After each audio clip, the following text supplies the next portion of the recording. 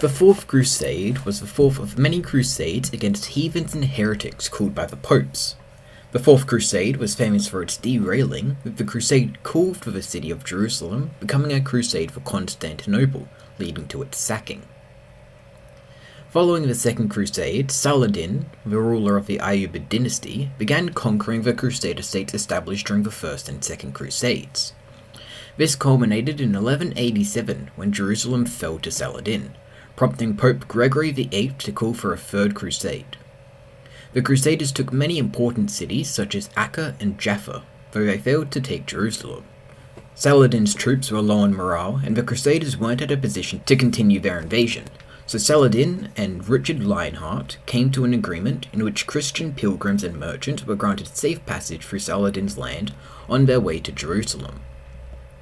The Fourth Crusade was called only 6 years after the end of the Third Crusade. It was called by Pope Innocent III in response to Saladin's death. Pope Innocent III sensed weakness in the Holy Land, and thus called on Christian men to return to the Holy Land with the intentions of taking back Jerusalem. He promised to all who participated in the crusade, whether they personally marched to Jerusalem or simply helped finance it, forgiveness of their sins. Few kings responded to this call, as they were busy warring with each other, though many nobles, especially from northern France, answered the call.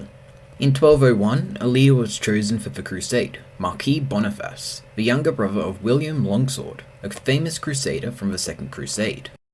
The Crusaders had made agreements with the Venetians to transport 33,500 men and 4,500 horses across the Mediterranean to Egypt, where they would disembark and begin their march on Jerusalem.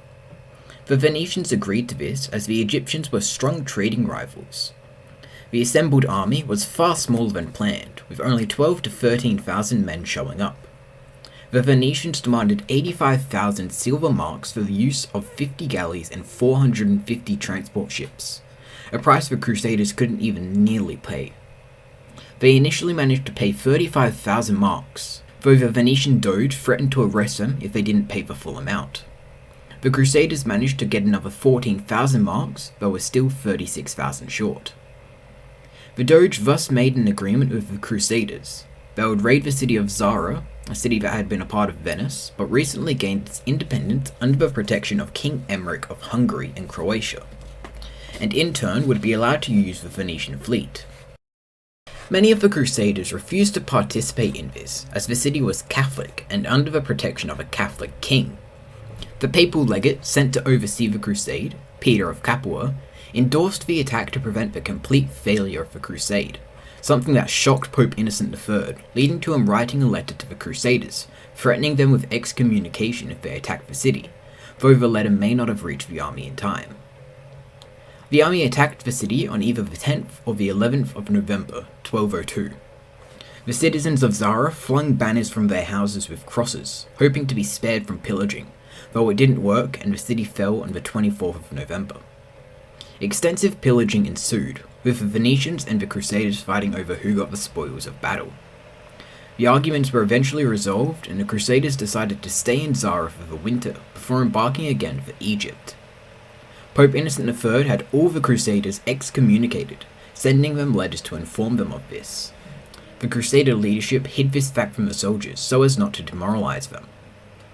In 1203, Pope Innocent III rescinded this excommunication for all the non-Venetian soldiers who participated in the conquest. Boniface decided to visit his cousin, Philip of Swabia. The reason for this is fiercely debated. Some believe he didn't want to attack Zara and be excommunicated, while others believe he may have wanted to visit Alexios IV Angelos, his brother-in-law and the son of the recently deposed Byzantine emperor. Whatever the reason be, while at Philip's court, Alexios offered to pay off the Crusaders' debt to Venice, alongside giving them 200,000 marks, 10,000 professional soldiers, 500 knights, the support of the Byzantine navy, and hand over the Eastern Orthodox Church to the Roman Church, if they helped him topple the usurper who currently ruled over Byzantium. On the 1st of January, 1203, while the Crusaders were in Zara, Boniface told them of this deal. After being bribed by the Venetians, who wanted to have Alexios rule Byzantium as they believed he would give them dominance over trade there, the Crusader leadership agreed to attack Constantinople before moving on Jerusalem. Some crusaders refused to take part in this attack, instead taking some of the Venetian ships and sailing to Syria. The Crusader fleet arrived in Constantinople in June of 1203. The fleet carried some 20,000 Crusader soldiers alongside supplies to construct 300 siege engines. The city of Constantinople had a population of 500,000, though the garrison only numbered 15,000 men, alongside a fleet of 20 galleys, though these men were all highly trained. Upon hearing of this large army landing near Constantinople, Pope Innocent III sent a letter to the Crusaders, banning them from making any attacks on Christians unless they actively hindered the crusade. The Crusaders stayed on the opposite side of the Bosporus Strait from Constantinople. The Byzantine Emperor, Alexios III, sent an envoy to the Crusaders, asking them what they were doing.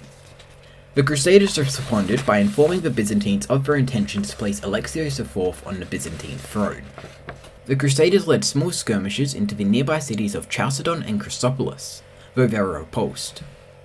The Crusaders then began their attack on Constantinople. The Crusaders had to be carried across the Bosporus Strait into a northern, disconnected part of the city. There, the Byzantines were prepared to meet the Crusaders in battle.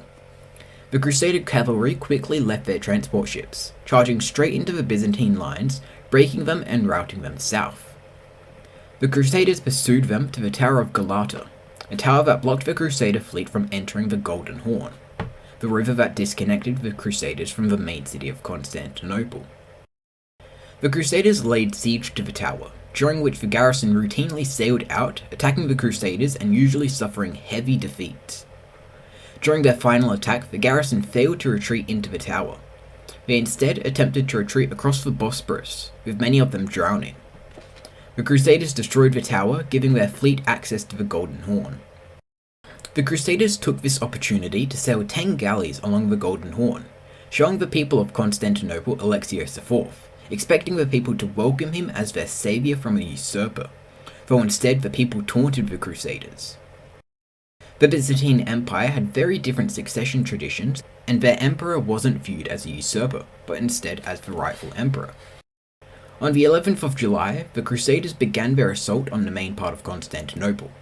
They took positions opposite the Palace of Blacane, in the northwestern corner of the city.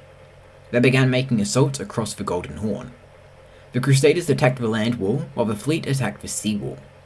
On the 17th of July, the fleet managed to take a large section of the wall alongside 25 towers, while the Varangian Guard was fighting off the Crusaders by land.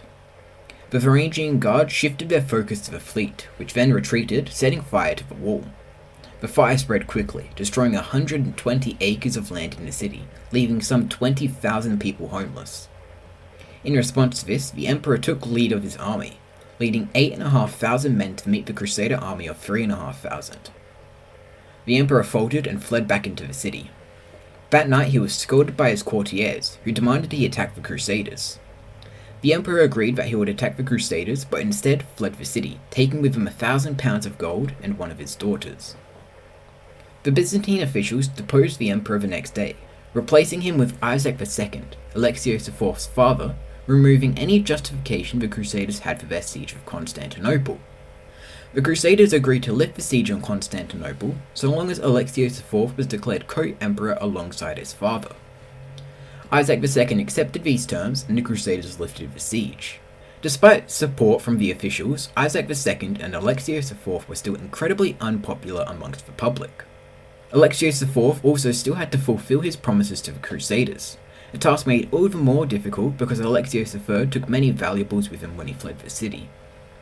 To get the money he had promised, Alexios IV began melting down Roman and Byzantine icons for their gold and silver. This managed to get Alexios 100,000 silver marks, but it also showed to the Byzantine people that Alexios IV was a weak emperor who deserved to be punished by God.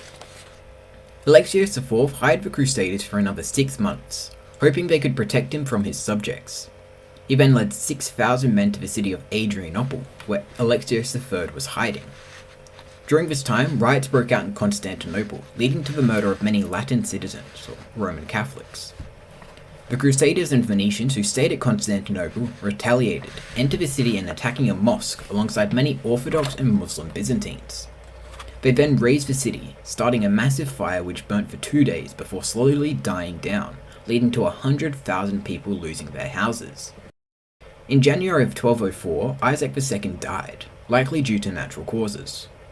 From the time of the fire in Constantinople to Isaac II's death, resistance grew in Constantinople and many riots occurred. The Byzantine Senate attempted to calm the populace by electing a new emperor, Nicholas Cannabis, but he declined. A nobleman by the name of Alexios Doukas led an anti-Crusader faction in Byzantium. He was well respected by the people, having helped greatly during the siege of Constantinople, and so he overthrew Alexios IV, having him executed by strangulation, before having himself crowned Alexios V. His first move was to improve the fortifications of Constantinople and call on additional troops from across the empire. The Crusaders demanded that Alexios V abide by the agreements made by Alexios IV. Alexios V refused, and on the 9th of April 1204, the Crusaders attacked the city once more. This attack was repulsed, but on the 12th of April, the Crusaders managed to breach the walls. The Crusaders on land managed to destroy holes in the wall large enough to crawl through, while the Venetians by sea managed to knock down the sea walls, routing the Varangian Guard. The Crusaders captured the northern corner of the city, and used this as a base to launch attacks on the rest of the city, also starting another fire which left 15,000 homeless. On the 13th of April, the city had fallen, and the looting began. 3 days of looting began in the city, during which the Crusaders stole or destroyed countless priceless relics. Ancient and medieval Greco-Roman artworks were stolen or ruined, religious relics were melted down for their gold and silver, civilians were killed, and their property stolen. The Crusaders even attacked churches and monasteries, stealing hundreds of thousands of silver marks.